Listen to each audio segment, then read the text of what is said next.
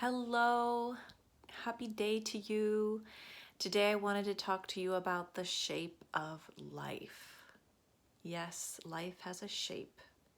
And for most of us, we were taught that life has a linear shape, like a line. That means that life starts at A and it ends at B, and there's a couple points in between. It means that there's a lot more judgment, perceived setback, and perceived achievement. There's more inherent competition involved in a linear approach, and there's more shame because of these ideas that the perceptions that we have of, oh, that was a setback, or even that was such a huge accomplishment. When we live in a linear way, or when we perceive life in a linear way, we are actually setting ourselves up for the greatest amount of attachment in life as possible. And what I mean by attachment is that judgment is an attachment. It's a perceived way of keeping ourselves safe, keeping ourselves part of the tribe. There is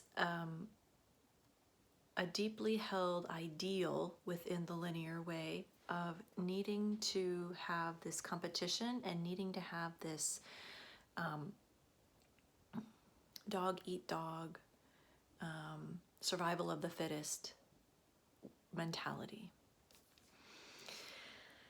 And that is quickly dissolving. I mean, it has been quickly dissolving for a long time now. But it's definitely dissolving more and more now that we are in this particular situation of quarantine. And the shape of life is actually a spiral.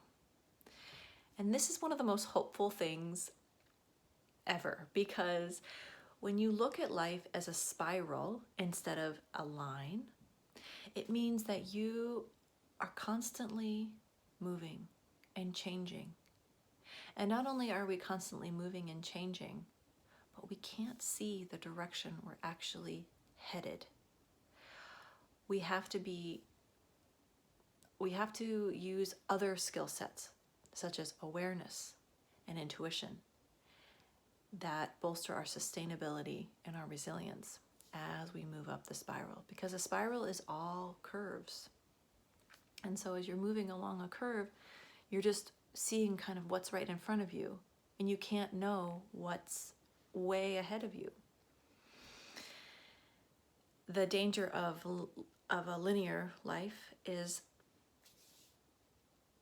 setting up expectations about, first you have to do this, and then you achieve that, and then you'll be able to get this goal. And as a collective, that's the way we've been living. Say, you must get these good grades so you can get into that good school, so you can get into that good graduate program, so that then you can get that amazing job that's going to give you everything you ever wanted, all the money and all the power and whatever else it is that you have been told means satisfaction and success in your life. When we live life through the energy and the shape of a spiral, we're actually allowing for a lot more of ourselves to come in. Living life as a spiral is an act of individuation. As we individuate ourselves, we are actually, it's not a process of separation. Individuation is, it's a process of union. It's a process of coming together as a collective, because when you can come into yourself as an individual and fully harness exactly everything that you came here to do and be, just that energy, just that essence of you, you are offering and giving so much to the world around you, because we're all connected and we all need each other. When you look at a spiral, if you take a slice out of a spiral,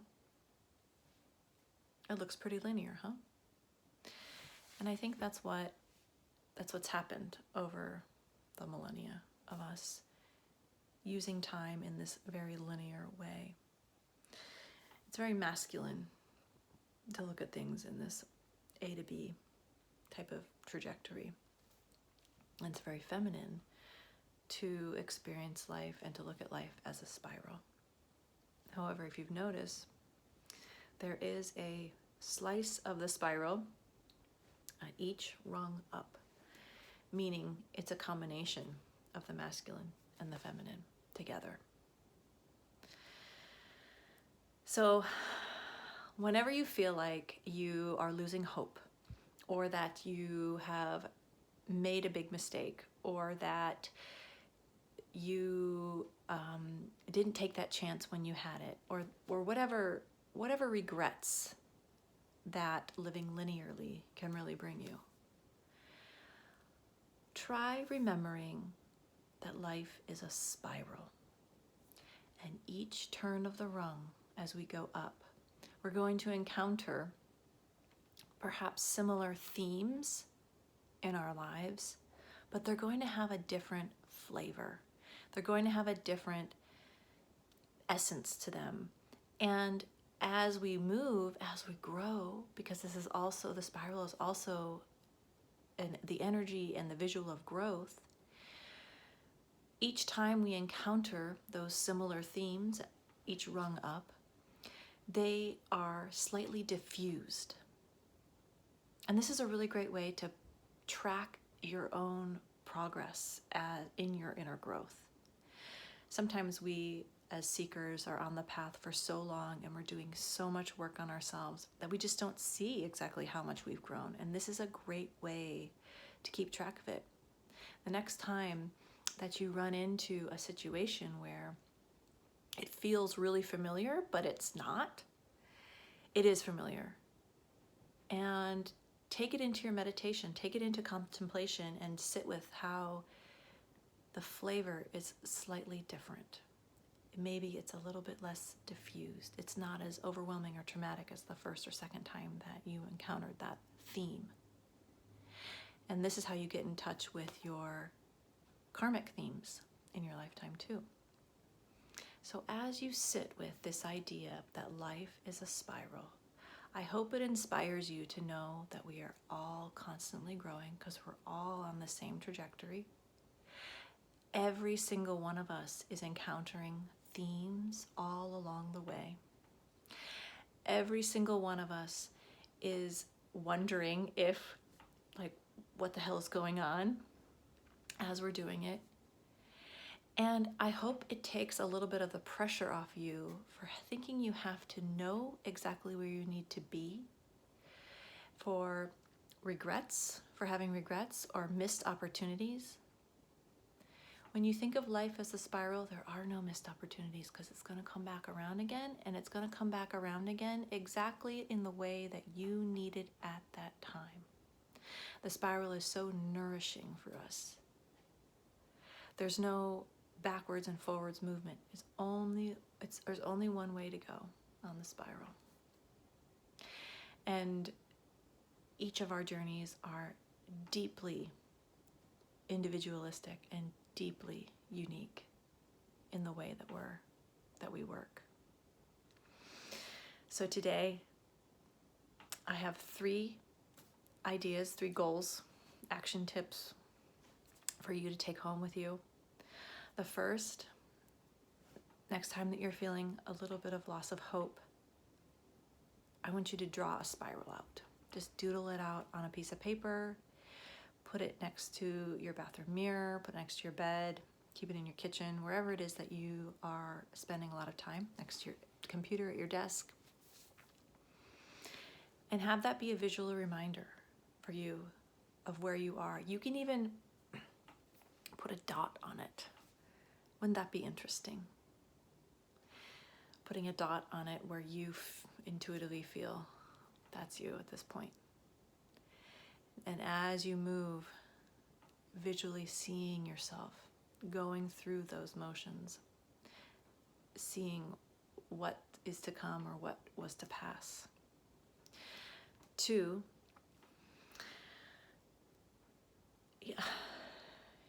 easing up on yourself a little bit.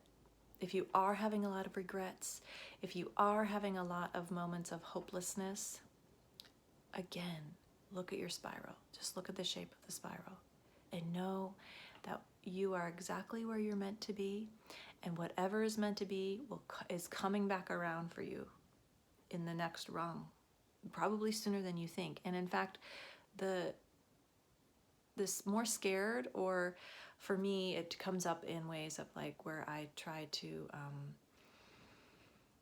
get really busy in other ways, or I try to like deny that what I'm doing is really helpful. Meaning I am doing a big pivot, and I'm not focusing on what it is that I had been focusing on so much, because I'm really close to getting it, and I'm scared because I've never had it before. And that's okay. You can do that because it'll come back around for you at some point. But just being aware of that might be part of your awareness as well. And the third thing is knowing that we don't have to know where we're going. I know that this is something that we're told a lot, but I wonder if you can really sit with it, because it's a really powerful and important place to be. We don't have to know where we're going. We just have to keep putting one foot in front of the other. That's it for now. I hope you have a wonderful rest of your day, and I'll be thinking of you. Until next time. Bye.